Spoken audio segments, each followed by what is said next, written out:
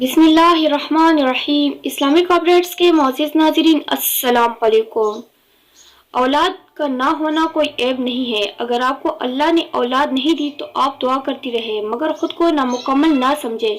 मुकम्मल औरत होने के लिए औलाद को पैदा करने की कोई शर्त अल्लाह ने नहीं रखी। खुद साख्ता अधूरापन महसूस करना या दुनिया वालों की बातों को दिल पर लेना महज एहसास महरूमी और बेवकूफ़ी है।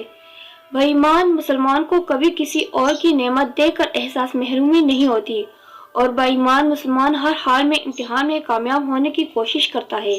अगर मुकम्मल औरत होने के लिए औलाद लाजमी होती तो हुजूर सल्लल्लाहु अलैहि वसल्लम की सबसे लाडली ज़ौजा हज़रत आयशा सिद्दीक़ा रज़ी अल्लाह तआला अन्हा को अल्लाह औलाद ज़रूर अता करता। ऐसे कैसा हो सकता है कि अपने हबीब के सबसे महबूब बीवी को अल्लाह औलाद से महरूम रखे।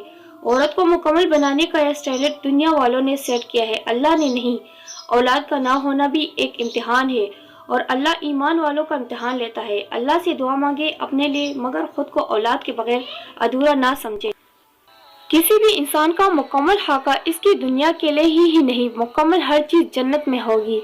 आपको दुनिया में जिन इम्तिहानात में डाला जाता है वो सब आपकी कामयाबी के सिलसिले का हिस्सा होते हैं। बी कॉन्फिडेंट, बी पॉजिटिव, मांगते रहे और राजी बराजी रहे। इंशाअल्लाह ताला अल्लाह अता करेगा अगर किस्मत में हो तो।